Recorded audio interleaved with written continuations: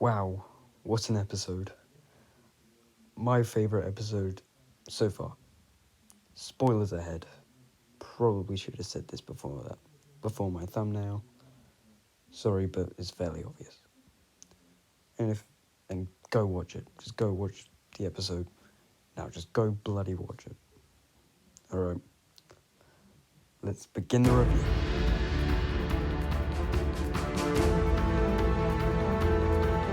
Okay, so it kicks off with Mando going down and he's on the planet where there's all this graffiti and those red eyes, which we thought were Jawas, but are not. And he goes down into a club where basically two Gamorrean guards are fighting. And he meets with Gor Koresh, who I think is played by Jon Favreau. And he wants to talk with him because he has intel on another Mandalorian. And he wants the Mandalorian to help him find where this child is from. But Gor Koresh wants his Beskar, so they all point their blasters at him. People run out, and then we see the fight scene, which we saw very little of from the trailers. But Gor Koresh runs out, but he goes after Koresh. So he ties him up to this lamppost, and he starts interrogating him. And Gor Koresh tells him that this Mandalorian is at Mos Pelgo on Tatooine. So, he's done with him. He takes the child with him, but Gor Koresh wants to be put down. So, in great Mandalorian fashion, he just turns off the light, and those red-eyed creatures, which are a type of hound, begin. We don't see it, but they are about to eat a little bit of Gor Koresh. So, that's great to see. Mando then heads onto the planet Tatooine, and he comes back at the port where Skippy, the droid, well, that's in Legends. He's actually Force-sensitive in Legends. But, well, actually, we won't get into that. But he meets with Peli Motto, who sees the child again. She's very happy. And then she gets R5D4 to come over. And he, in Legends, is Force-sensitive. He is also... he actually has he was actually seen in New Hope as the droid who was picked before R2-D2 and who blew a fuse. So he puts up a map, and they head to... he puts up a map of Tatooine, and he heads on a speeder to Mos Pelgo. So he arrives at Mos Pelgo. There might be some cameos in this, but the Weequay, he goes up to the Weequay bartender, who is the only one working, so that's kind of racist.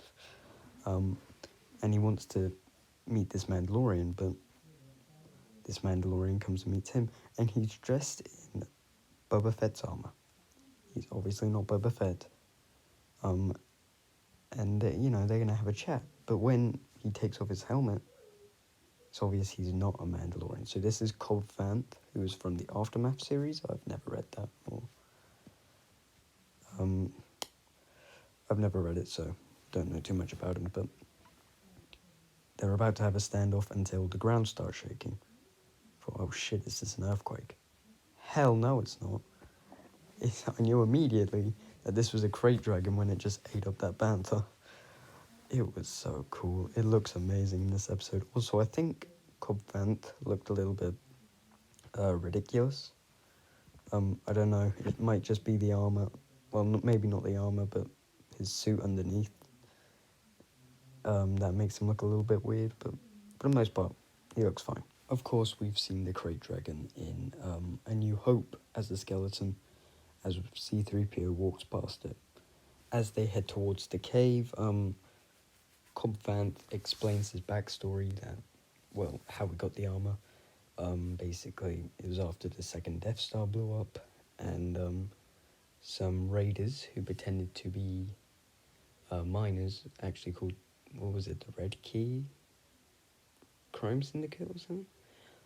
But they killed everyone in the bar apart from the Weequay bartender and Cobb Vanth. So when Cobb Vanth stole some crystals, I can't remember the name. and I'm sorry. He he wandered the desert for a while until finally some Jawas picked him up and they wanted the crystals, so he asked for Boba Fett's armor in return. So we don't know how they got the armor, but they've somehow got the armor. Not entirely sure how Boba lost the armor. Maybe the Sarlacc ripped it off, but then how did he get out? It's the entire thing. It's very confusing, okay? It's very confusing. But he then comes back and just kills that crime syndicate, and the rest of them retreat, and he brings peace.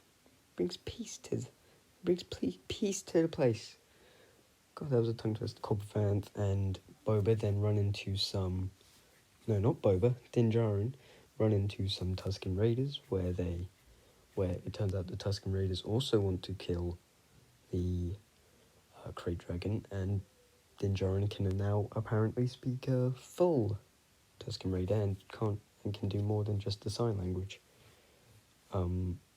So they go and basically one Tusken Raider puts a panther out his pate, and then a pretty funny scene comes out where Krayt Dragon eats the Tusken Raider instead of the panther. So I thought that was pretty cool. So they then need a plan, and they get the villagers from Mos Pelgo and the Tusken Raiders to help kill this beast. But the only issue is they don't like each other. But eventually Din Djarin convinces them that they have to work together if they want to kill the Krayt Dragon. Then we have the fight with the Krayt Dragon, and may I just say the Krayt Dragon looks awesome. Easily one of the best animal designs I've ever bloody seen. I love it so much. So basically he goes after the Krayt Dragon. They have harpoons, and basically the only weakness of the Krayt Dragon is its underbelly, so they plant bombs in the sand and they harpoon the creature. When it tries to go back into its cave, they manage to get it out, but when it goes over the cave, it blows up. Well, not over the cave, sorry, over the bombs, it blows up, but it's not dead. It then appears on the hill, and there's this awesome shot. This isn't the best shot of the creature, but it's a really good one. And starts spitting out acid and killing a load of people. I bloody love it. Then Boba and Cobb both have to fly up, and they attack the creature, but then it goes back down, and then it appears behind them, and it's the whole thing. And he then begins, but then Boba has a plan, as he sees a bantha has some bombs on it. So this is basically the opposite of The Last Jedi, where The Last Jedi saves some animals. We kill an animal to kill another animal, but it doesn't matter. It does not matter. As he then hits Cobb's jetpack, which, since it is Boba Fett's, he goes flying away in a very similar way to Boba Fett. And may I just say, the effects look great here. This is only episode 1, and it already looks better than season 1. I'm just saying, I love this episode. So the Krayt Dragon kills the Bantha. But Din manages to survive, since I'm guessing Beskar is really strong. He flies out and explodes the beast. And that is the end of the beautiful Krayt Dragon. The Tusken Raiders and the villagers then start ripping parts of the Krayt Dragon off. And may I just say, it looks kind of delicious. I kind of want to eat some Krayt Dragon now.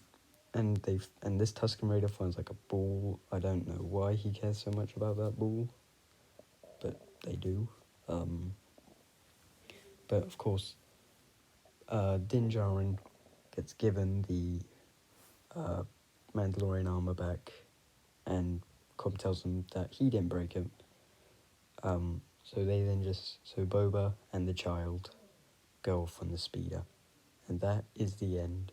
Just kill my little bitches, it's not done yet, as Boba Fett, Tuma Morrison, finally appears, and he has a shaved head, and God, I love this. I can't decide which I love more, the Boba Fett cameo or the Krayt Dragon. I love it, and it looks like he has a Tusken Raider weapon on his back.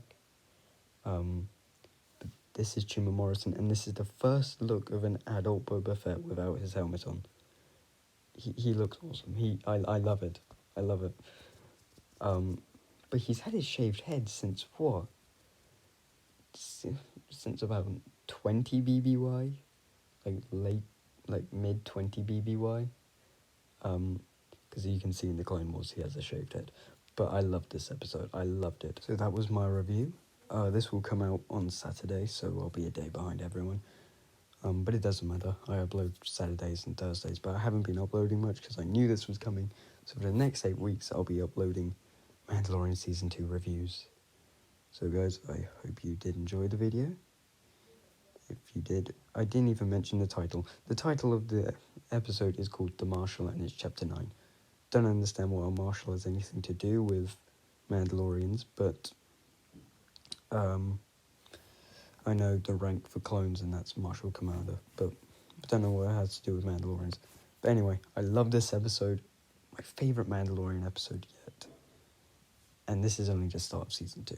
I prefer it. I don't understand why I love it so much. I just love it so much. Because I hope you did enjoy this review, and I will see you later. Goodbye.